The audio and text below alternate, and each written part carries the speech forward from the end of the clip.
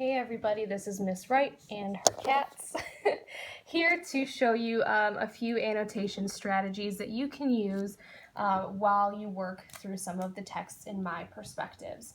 Alright, so today we're going to be taking a look at MLK's speech, the I Have a Dream speech. We're going to be looking at that. So if you go ahead and open up your books to page, to page 261, I would appreciate it, or navigate there in your online textbooks. We're just going to talk really quickly about some different ways that you can go ahead and annotate the text.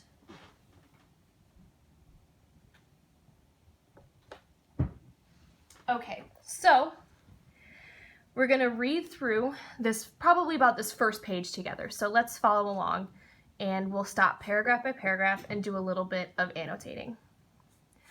I am happy to join with you today in what will go down in history as the greatest demonstration for freedom in the history of our nation. Okay, so right off the bat, I notice that he uses some positive language in here. He uses some very powerful language. So I am happy. I'm going to circle that and put a plus sign because I know it's positive language. To join with you today in what will go down in history, and what will go down in history, I think that shows the importance of this event.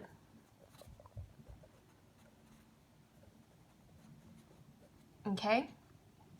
As the greatest, it's another positive word, demonstration for freedom in the history of our nation. So that word freedom, it makes me think of the American flag and what we think, what we hope that our country stands for. So what I'm going to do is I'm going to go over here and I'm going to draw a little picture for myself because this is what it makes me think of, right?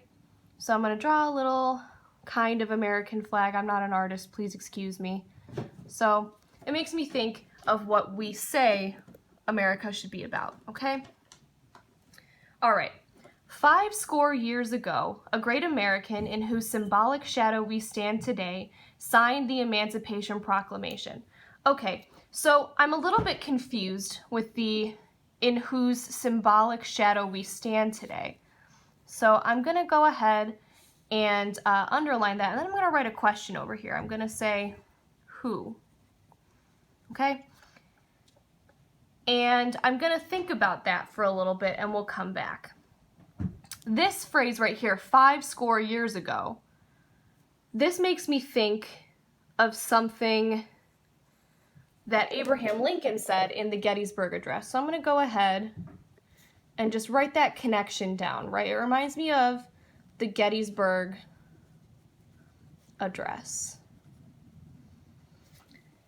And so now that I am thinking of the Gettysburg Address, and I'm thinking about who gave that speech, it was Abraham Lincoln, I can say, oh, okay, so a great American in whose symbolic shadow we stand signed the Emancipation Proclamation. So I also know that Abraham Lincoln signed the Emancipation Proclamation.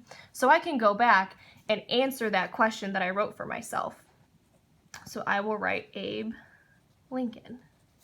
Okay, whenever you write a question in your annotations, you want to make sure that you try and go back and answer that question, okay, if you can. All right? Okay. This momentous decree came as a great beacon light of hope to millions of Negro slaves who had been seared in the flames of withering injustice. It came as a joyous daybreak to end the long night of their captivity. Okay, so this momentous decree came as a great beacon of light to millions of Negro slaves who had been seared in the flames of withering injustice. So this idea of like light, of hope, and flames of withering injustice, I'm going to write down that I notice that those are metaphors. He's comparing hope to light, and he's comparing injustice to flames. Okay? And that's gonna just be some of those style notes that I make so that I can kind of understand what MLK is trying to do here. All right?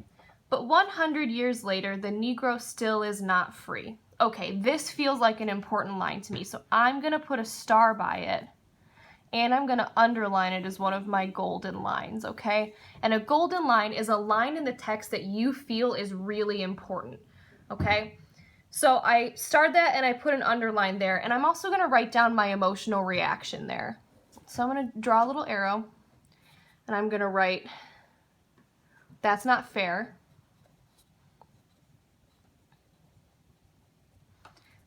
It shouldn't take that long.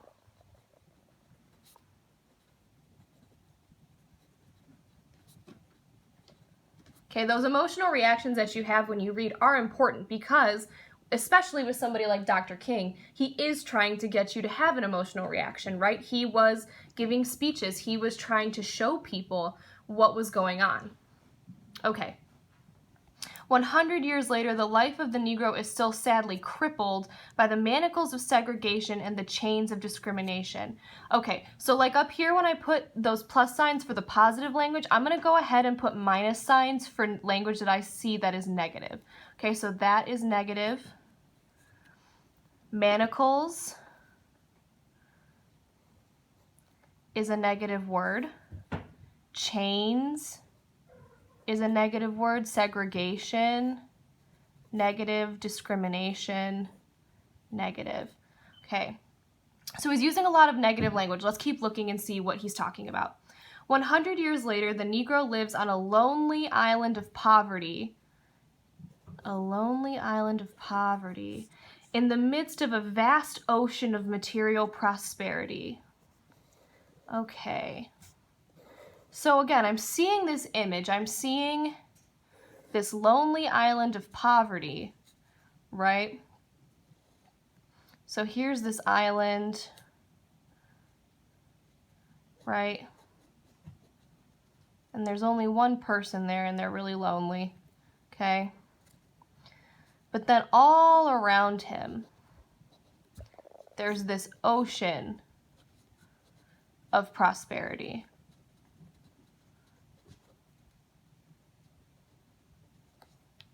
Okay, so I'm seeing that image in my head.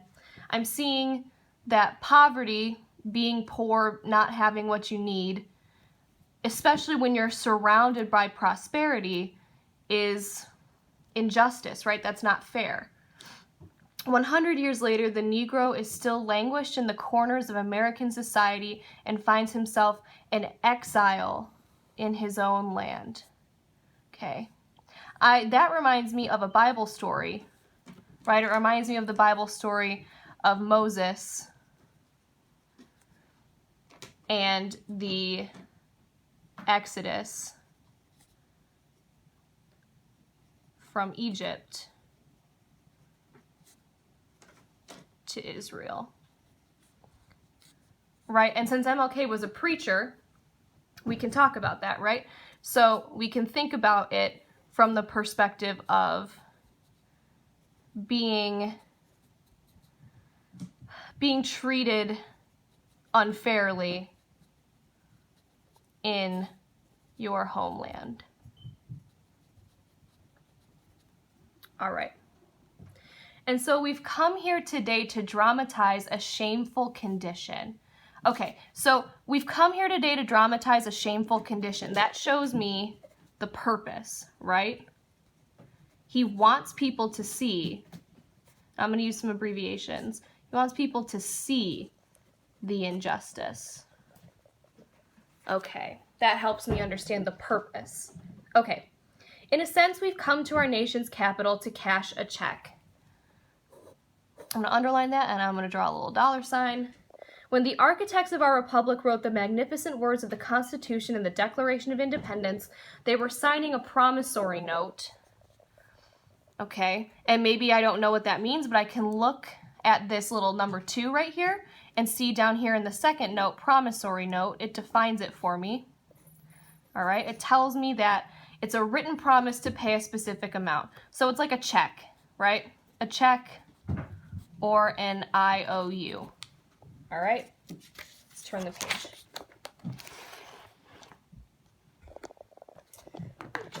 camera real quick. Okay. All right. This note was a promise that all men, yes, black men as well as white men, would be guaranteed the unalienable rights of life, liberty, and the pursuit of happiness. It is obvious today that America has defaulted on this promissory note. Okay. So I'm going to take a step back. So the note was a promise that all men would be guaranteed the unalienable rights of life, liberty, and the pursuit of happiness. So I'm going to make a note there. What was promised in our founding documents. Oops. And then it is obvious today that America has defaulted on this promissory note. So I'm going to make a connection because I know that when you default on something, it means that you haven't paid it correctly or you haven't paid it in time. Okay, so you haven't paid it in time or at all. Okay.